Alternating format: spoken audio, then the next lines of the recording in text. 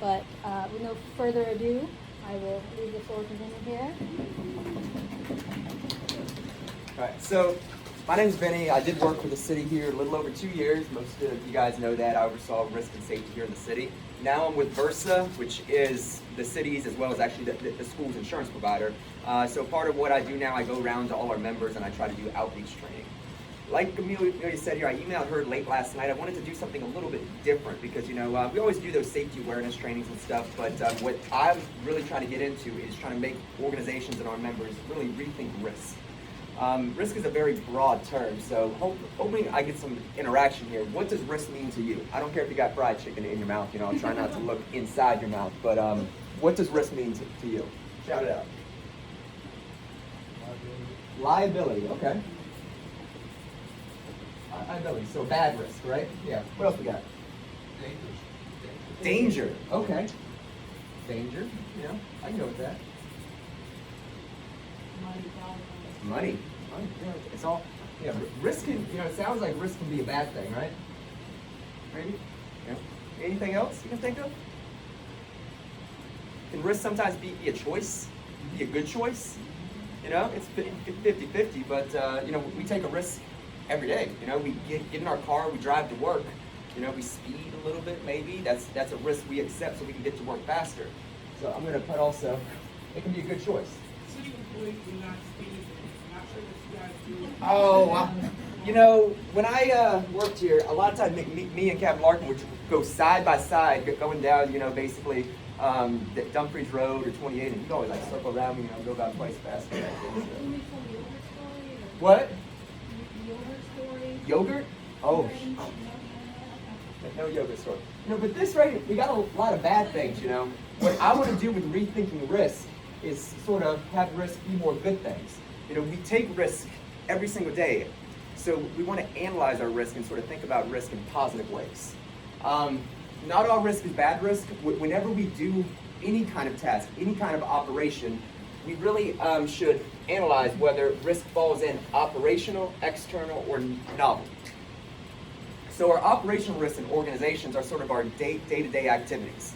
It can result from choosing one decision over the other. We do that every single day, and then bad risk can be a breakdown in people, procedures, and systems. So that's the operational risk. We have external risk, which are the things we really can't control. Can you guys think of some external risks that you guys experience here in the city? Weather, that's a good one. Yeah. What else? Well, looking at medical, if you've got pre-existing conditions that will lead you to considering a risk level, for example, having a heart attack or stroke. Yeah. Okay, so sort of the external is the unknown atmosphere of all kinds of medical conditions that can be. Anything else you can think of with an external risk? Possibly Active threats, yeah. That's definitely a big risk right there that we really need to analyze. Anything else? Bioterrorism. What?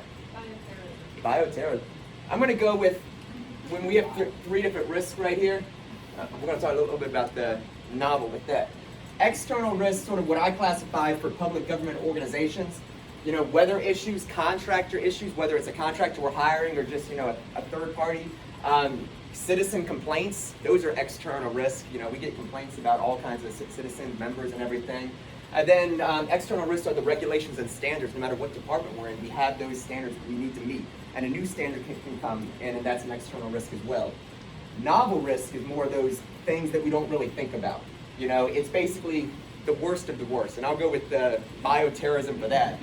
While it is an external risk, it's something we don't really anticipate, but we want to be prepared. This is a lot of what Amelia does with the novel risk. She tries to make sure we have contingency plans in place.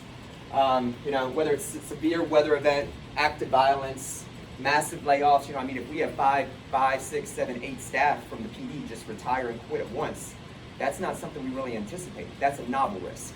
So with any of our organizations, we really want to sit down and think about, what are our operational risks, our external risks, and our novel risks, so we can pre-plan, and try to make sure that we have organization continuity.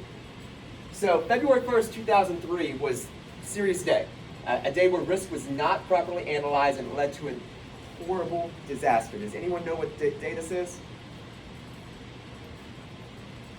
No, Amelia. I told you that's not fair. Anyone? 7 people lost their lives this day. National news, worldwide news.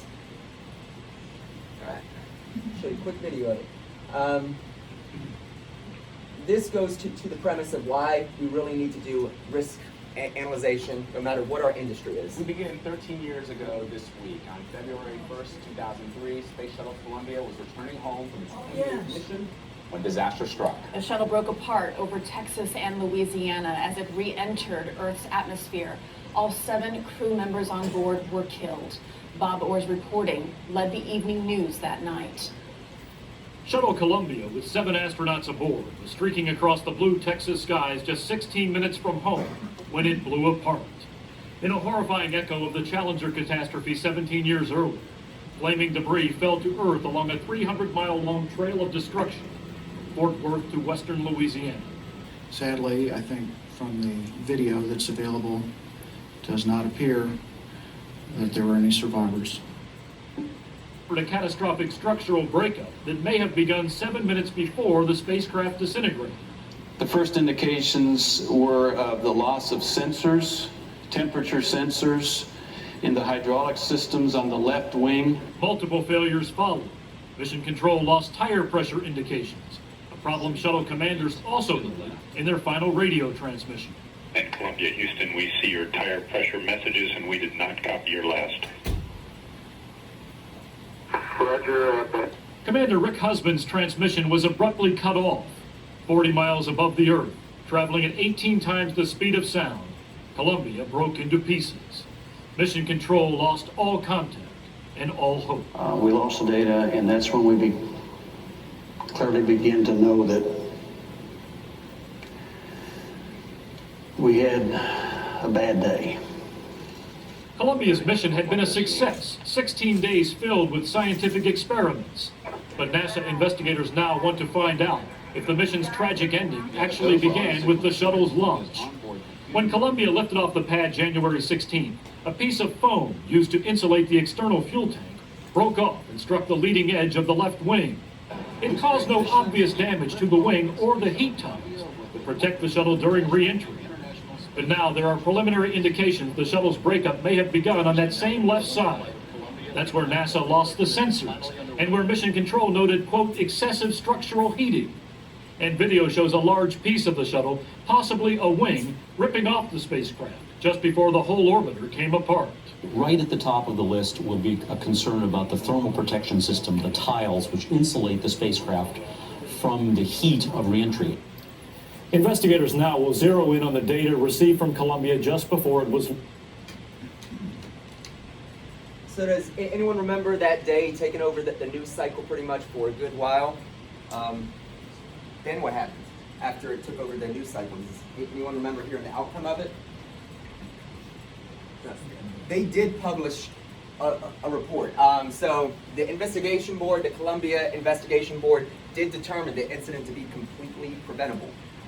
As they mentioned, and it took off, debris from there struck down and hit the side of the wing right there and caused severe damage. While they were up in space, they realized there was some damage, but they really didn't do much about it, you know? So during the investigation, they actually went back. You know, this happened in 2003. They went back to 1981, and they realized every time a spaceship went into space, these tiles were damaged. Every single year, there was actual, damage, 300 tiles replaced from the foam, structural damage. They did call it a safety flight of issue, but then there was more damage, and they started classifying it as an accepted risk.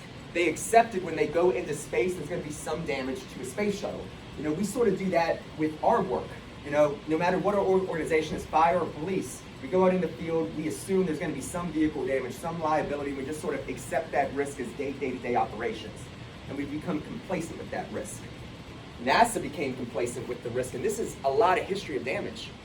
And they didn't change any operations or anything, And after this incident happened and it determined everything was completely preventable, the leadership, the director of NASA said, if the engineers knew about an issue, they are duty bound to voice their concerns. You know, he's basically saying, my employees should have stood up, they should have said something, because if they thought there was a concern, they should have said something. You know, that's sort of what we expect from our employees, right? We expect if there's an issue, our employees are gonna speak up and talk. One of the main engineers did admit that while the Columbia shuttle was in space, they knew that there was damage. But he felt like he was too low on the totem pole to say that there was something wrong.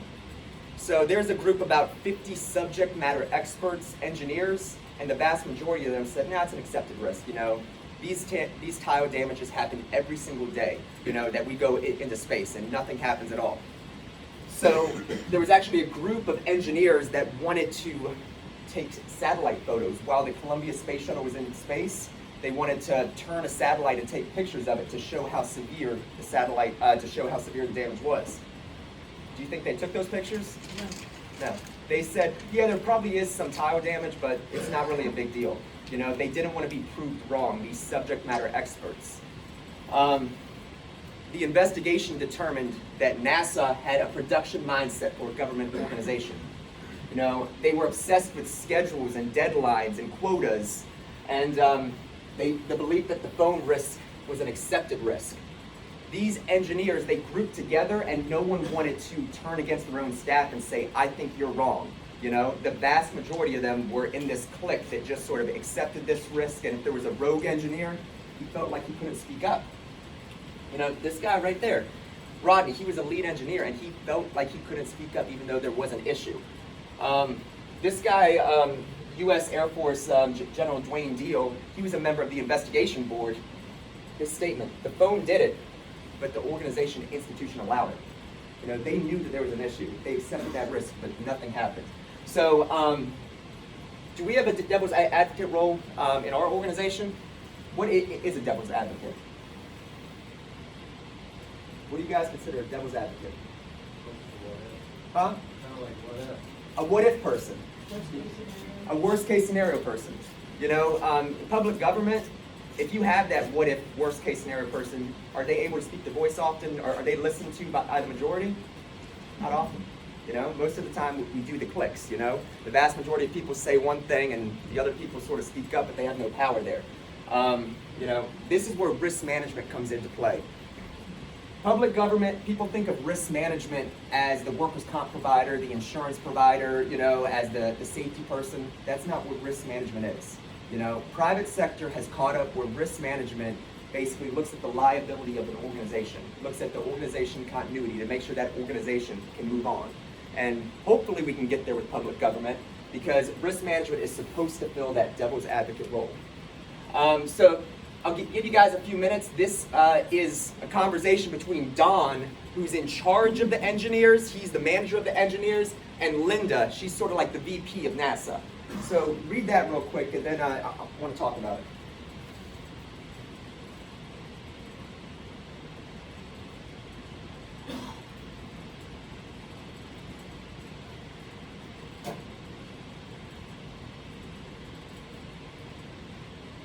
And I'm sorry, this is when Don's talking to Linda about a potential phone issue. This is when Space Shuttle Columbia is on like day 4 or 5 still in space.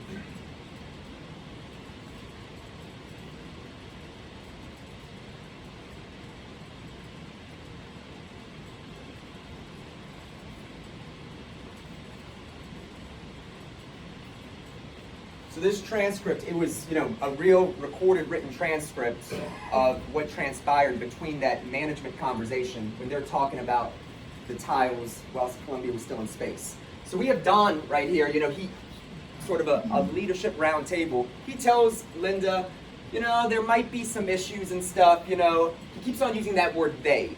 Who's they? It's the people that work for him. But that they, he's considering the rogue engineers.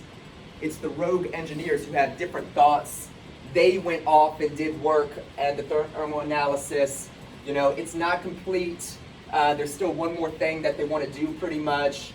There could be significant tile damage, but they don't anticipate it's a flight of safety issue. You know? What are some thoughts on how Don's talking? Does he seem very confident? No. No. What about Linda? What are your thoughts on Linda? On this right here? You know, he starts to talk about things, but then what does she do? What? She shuts him out, you know? Basically right there, he says he wants to talk about this, and she says, hey, wait. You know, let me talk about what I want to talk about first. We're talking about what you want to talk about later. And then when he finally gets to it, he seems nervous. But what is her only concern? What do you think her only concern is? Huh? Yeah, so she's just looking to sort of downplay, just sort of brush it off. You know, she's like, you know, this is all she got out of it, was that one sentence right there. No catastrophic damage, pretty much a tile replacement's good. She's not seeing everything else he's saying. She's not seeing how unsure he is. She's not seeing all of everything else that can go wrong. She's not seeing the risk management. She's just seeing what she wants to see. That's where we need to break management, and we need to break leadership down to sort of to think a little bit more. After the incident happened right here, the investigation board came in. This is Linda and the investigator. So read that and let me know your thoughts.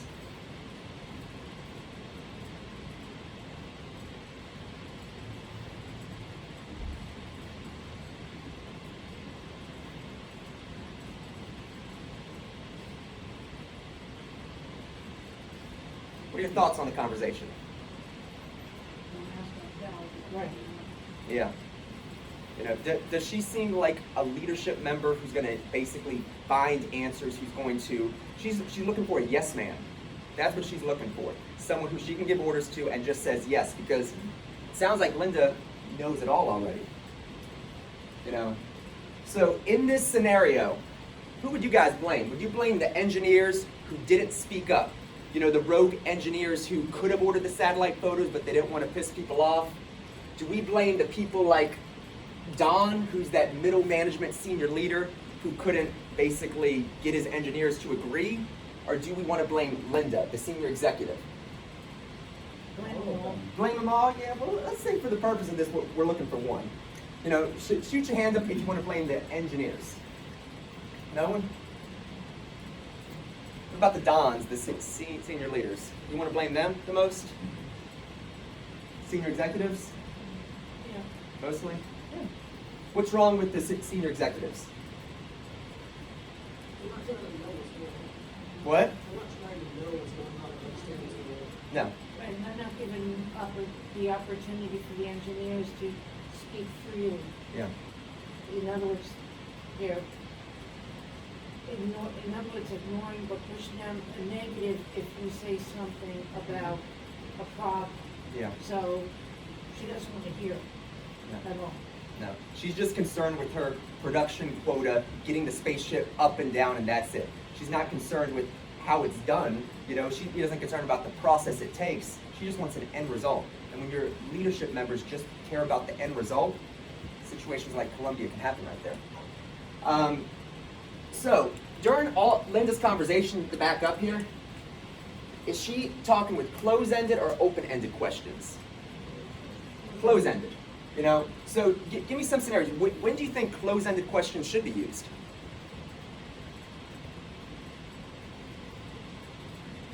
What do you want for lunch? About outcome?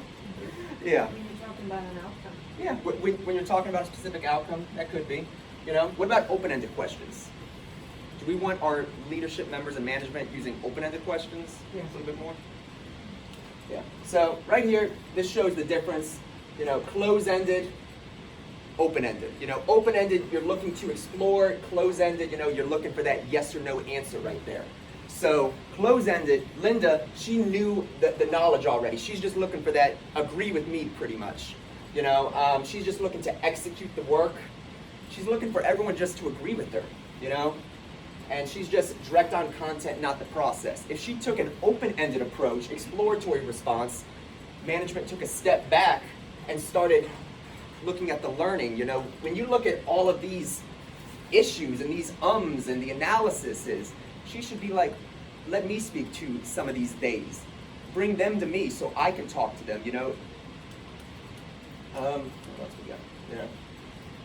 So the big thing is about the process with the exploratory. You know, this is unfortunately what's done in public government. You know, it's natural. We ask a question and we look for that yes or no. We need to be looking at the exploratory response. That's what takes leadership. That's what a true leader should take within a process. You know, which one do you think sounds more like local government? A lot more like it, right? You know?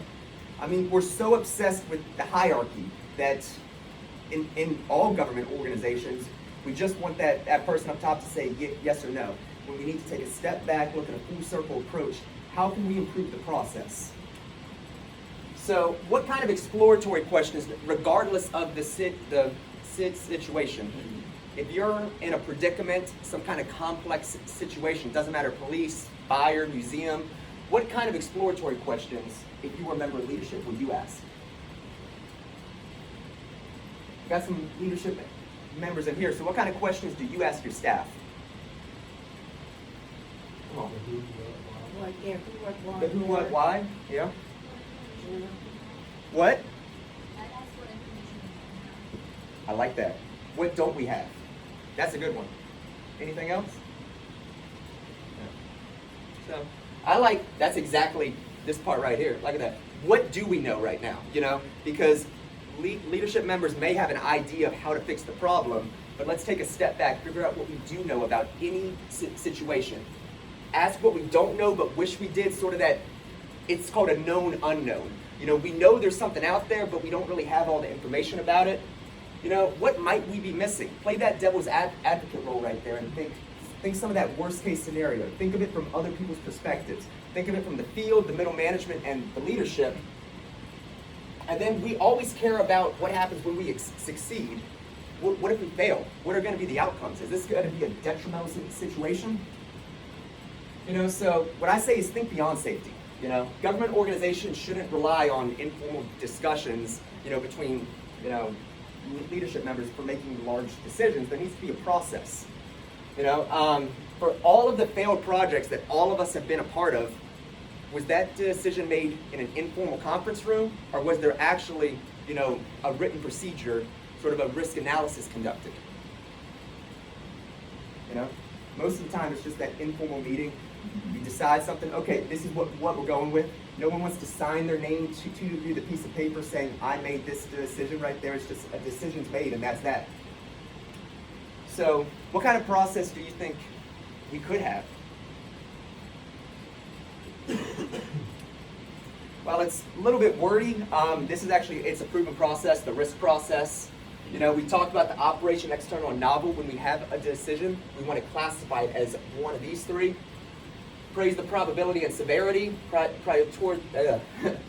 prioritize our risk, communicate the risks, assign accountability, allocate resources, make our decision at this point. Don't make our decision up here. And then we oversee the process. So when we're identifying, you know, basically what kind of risks, who do we want a part of our group? Who would be good in that risk circle right there? What? Stakeholders. The people with some skin in the game, right? You know? Not just the top level right there who stands far back. Who else? Who else would want? What kind of people? You want those folks that are not scared of those thoughts and opinions. They don't have any education whatsoever. Yeah.